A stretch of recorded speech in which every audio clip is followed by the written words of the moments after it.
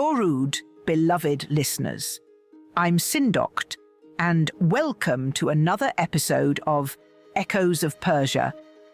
If you've been following our journey, you've witnessed the glory of the first kings in the first crown, from Kayumars to Jamshid, and trembled at the darkness in The Rise of the Serpent King, Zahak's Dark Reign. In our last episode, we entered the shadowy reign of Zahak, the Serpent King. We saw how he betrayed his father to seize power, fell under Iblis's dark influence, and became a tyrant cursed with serpents that demanded human lives. We also met Barmayeh and Barmayeh, two brave souls who risked everything to save lives, and witnessed how Zahak's cruelty planted the seeds of resistance. If you haven't yet experienced our previous episodes, I encourage you to journey back and witness how these events came to be. And if you're ready to see how light returns to Iran, please subscribe to our channel and join us on this epic adventure.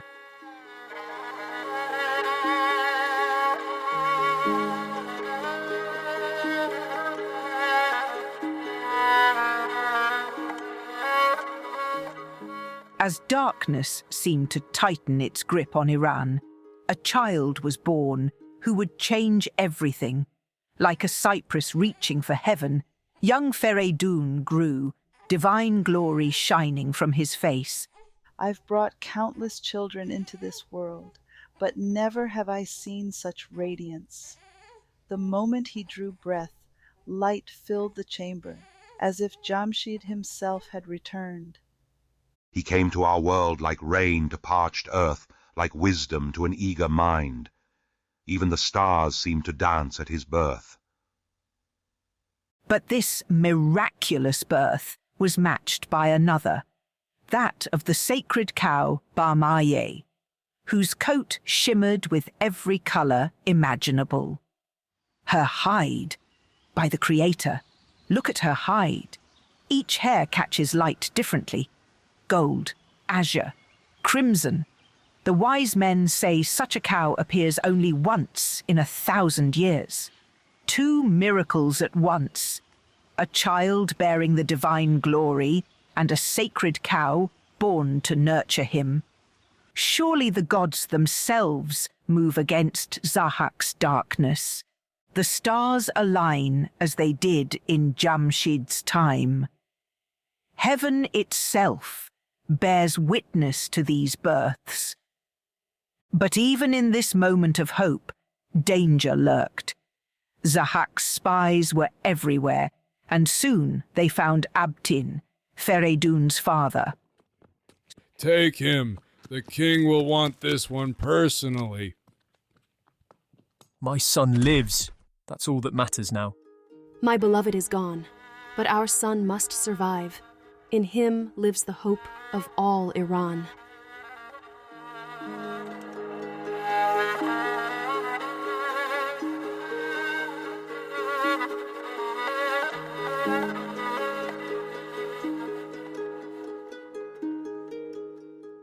Faranak, whose heart overflowed with love for Feridun, knew she had only one choice.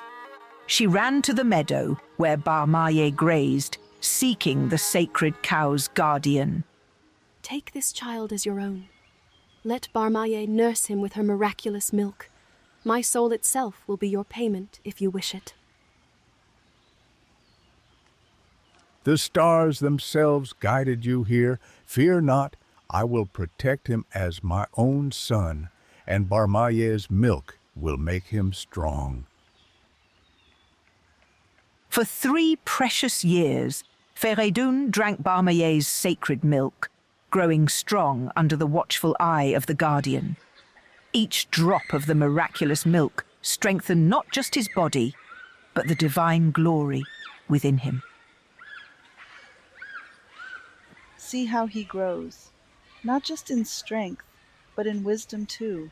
Sometimes I catch him staring at the stars as if reading secrets there. The cow herself seems to know her purpose. She stands over his cradle like a second mother, her multicolored hide gleaming in moonlight.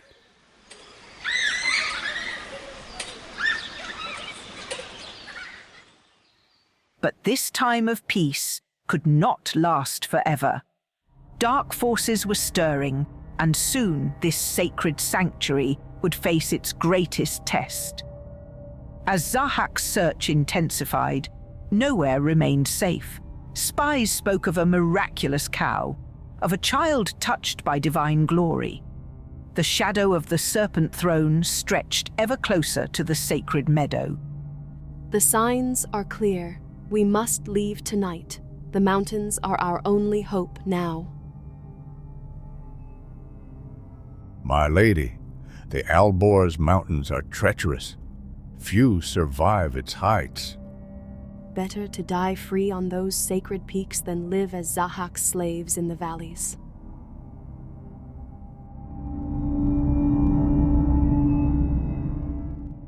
Like a mother bird protecting her chick, Faranak carried her precious son toward the mountain's peak. The Alborz Mountains, ancient, mysterious, touching the very clouds themselves. Stay quiet, my love. The wind's howl hides our passage, and the night shields our path.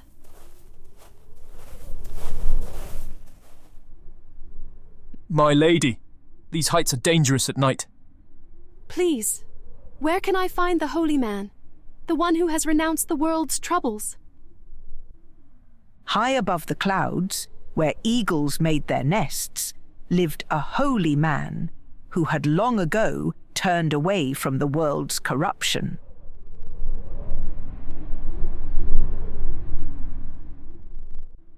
Who seeks sanctuary in these sacred heights? Holy One, I am a mourner from Iran. This child, he is destined to lead our people from darkness, but only if he survives to manhood. I see the divine glory shining from him, like Jamshid's light reborn. What would you ask of me? Be his guardian. Protect him as a father would. Teach him wisdom that he might one day free our people. No harm shall touch him under my care. This I swear by the eternal flame.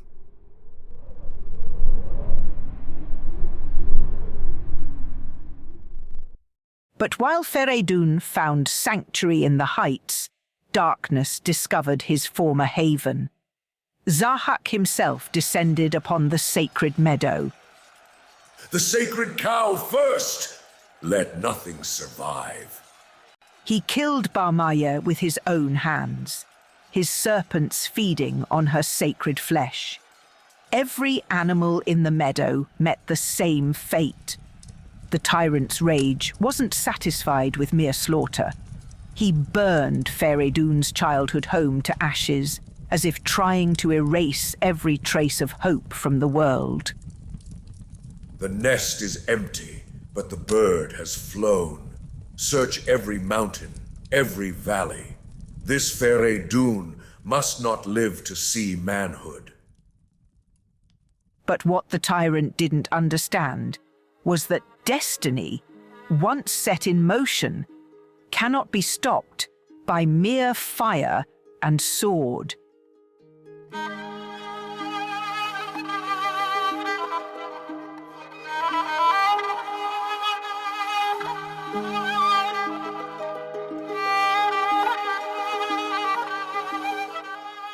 High in the Alborz Mountains, far above Zahak's fury, a young boy began his education in wisdom and virtue, watched over by sacred peaks that had witnessed the birth of civilization itself.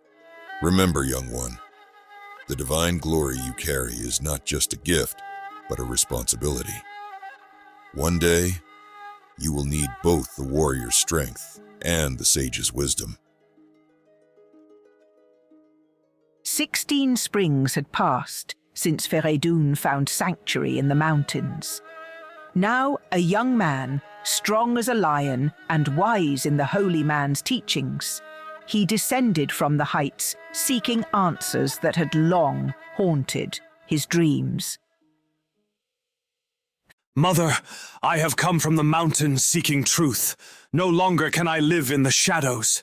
Tell me, who was my father? From what lineage do I spring? What name should I claim among men? My brave son, how I have dreaded and yearned for this day. And so Faranak began to unfold the tale of Feridun's heritage, each word heavy with years of hidden pain. Know then that from the land of Iran came a noble man named Abtin. Royal blood flowed in his veins, the blood of Tamuras, the demon binder himself. Your father was wise, brave, and pure of heart. In those days, my world was bright with his love. But then Zahak, the sorcerer king, set his evil eye upon you. The serpents on his shoulders demanded their terrible tribute. The serpents? What serpents, mother? 2 terrible snakes grow from Zahak's shoulders, demons in serpent form. Each day they must be fed with human brains. As Faranak continued her tale, she revealed how Abtin sacrificed himself to protect his son, how his brain fed the tyrant serpents, and how she fled with infant Feridun to the sacred cow Barmayeh. Beautiful Barmayeh, coat shimmering with every color imaginable, became your nurse. Under her guardian's protection, you thrived. Until Zahak found us again. He slaughtered your beloved nurse, destroyed our home, left nothing but ashes. As each revelation struck, Feridun's face darkened like storm clouds gathering over mountains. So this is why the holy man trained me in warfare, as well as wisdom. Why did he taught me to forge weapons and read the stars? Mother, I must face this demon king. The sword I have forged in the mountain's heart thirsts for his blood. My son, no! Zahak commands armies of thousands. Every kingdom bows to his will. You are but one man. A lion doesn't become brave by counting his foes, Mother. The divine glory within me burns for justice. You speak with youth's passion. The world is not so simple. Zahak's evil has had 1,000 years to root itself in this earth. Then it is time that evil was uprooted. The pure milk of Barmayeh flows in my veins. The wisdom of the mountain dwells in my heart, and my father's unavenged blood calls out for justice.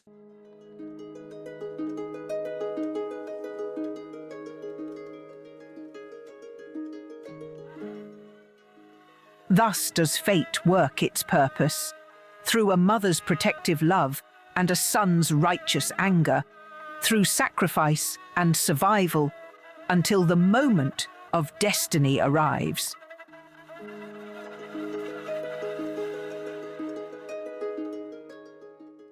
In his ivory throne room, beneath his turquoise crown, Zahak was haunted. Day and night, one name tormented him, Feridun. Seeking to strengthen his grip on power, he called his nobles to court. My wise counselors, a hidden enemy threatens us. Though young in years, he is old in wisdom. Though lowborn, he dares to challenge my throne. Even a small enemy should not be underestimated, my king.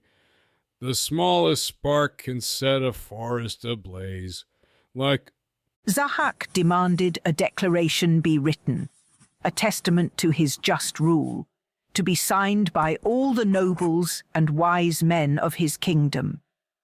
Let it be known that our king sows only seeds of righteousness, that justice flows from his throne like water in a stream. A petitioner demands justice, my king, a blacksmith named Kaveh. Justice! Where is justice when your serpents devour our children? Kaveh, The blacksmith stood before the throne, his hands calloused from the forge, his heart hardened by loss. I am a simple iron worker, yet your reign brings fire to my head. You call yourself king, yet you are a dragon who feeds on our young. Of my 18 sons, 17 have fed your serpents. Perhaps we can return your remaining son, sign this testament to our just rule, and... Justice! Your justice is poison! Listen, you who call yourselves nobles, you who bow to demons while your people suffer.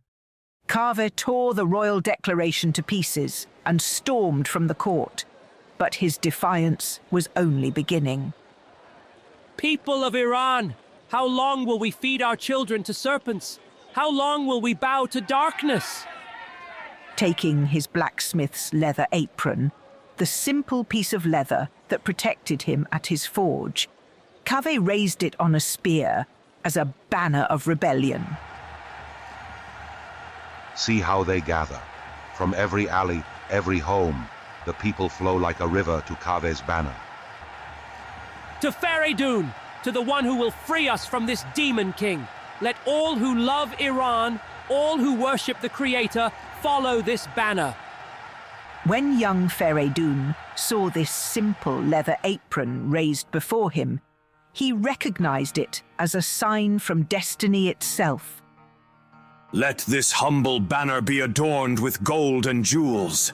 Let it remind us forever that the people's strength can shake the mightiest throne.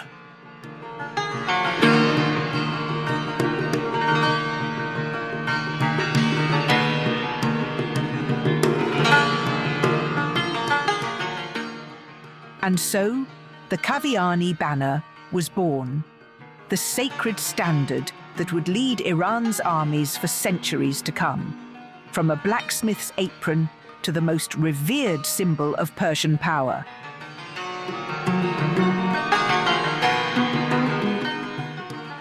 On the blessed day of Khordad, when the stars aligned for victory, Feridun raised his head to the sun, his heart burning with thoughts of his father's murder. The heavens themselves smile upon this day. See how the fortunate stars align, blessing this noble venture. At Feridun's palace gates, an army gathered unlike any seen before. Common people stood beside nobles, all united under Kaveh's leather banner. Look, even the elephants and wild oxen come to bear supplies for our army. The very beasts of the field join our cause. Kianush, Barmayeh, stand beside me! Though you are my elder brothers, today we are all servants of a greater cause. Lead on, brother. Your divine glory lights the way for us all. Where you go, we follow. Your cause is just. Your heart is pure. Like the wind itself, the army moved forward, each step bringing them closer to their destined confrontation. In Feridun's heart, justice and vengeance burned as twin flames. See how they come, from every village, every city. The people rise like a flood against tyranny. At last, they reached the mighty Arvand River, which the Arabs call Tigris, its waters flowing like destiny itself. Here, at this ancient river, we make our first great crossing. Beyond these waters lies Baghdad, and beyond that, our final confrontation with evil.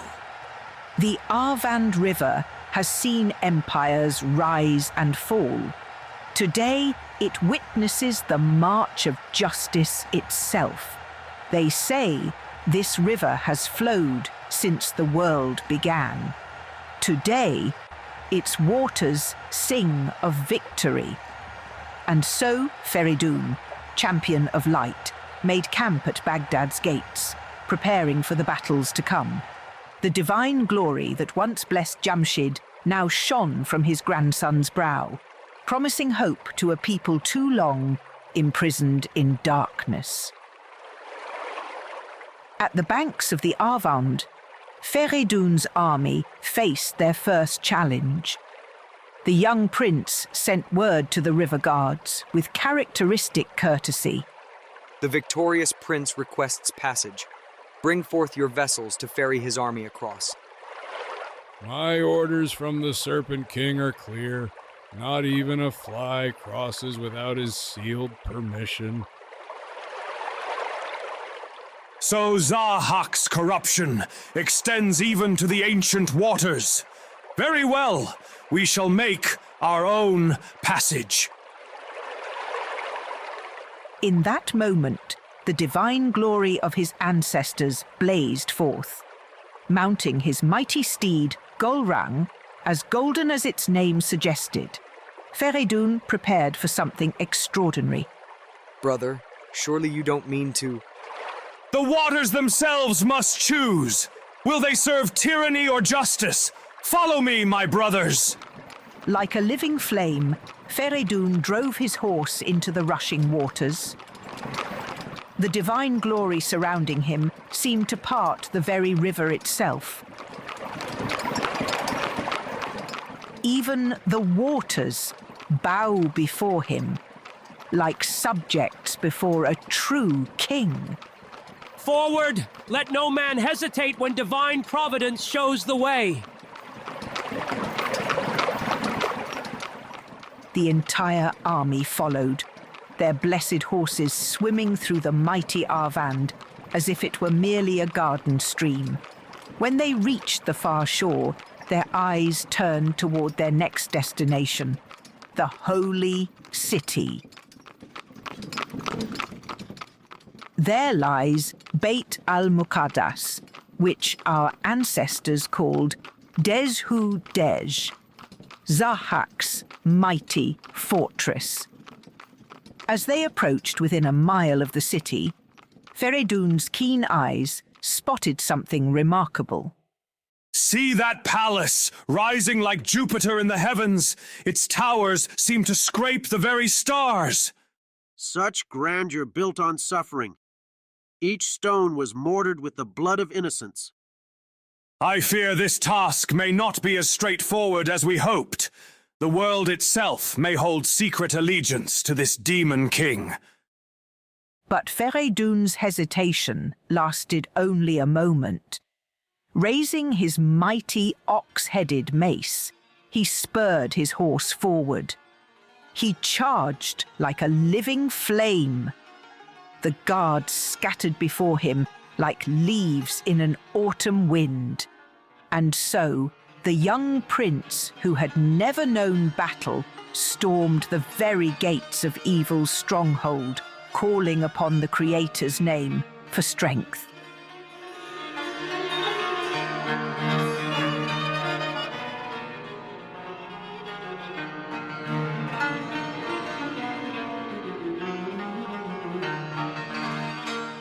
And so, dear listeners, we've witnessed how destiny weaves its tapestry through the most unlikely threads.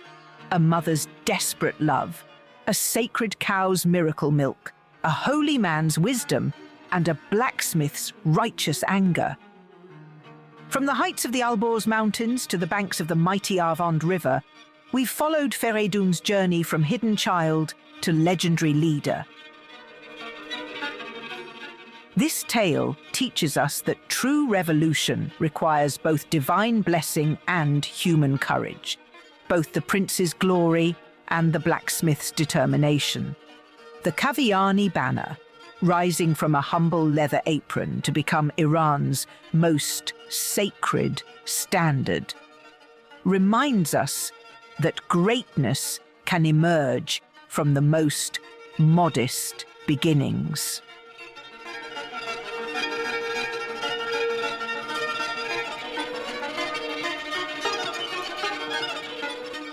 Join us in our next episode as we witness the final confrontation between Feridun and Zahak within the walls of Dej-hu-Dej.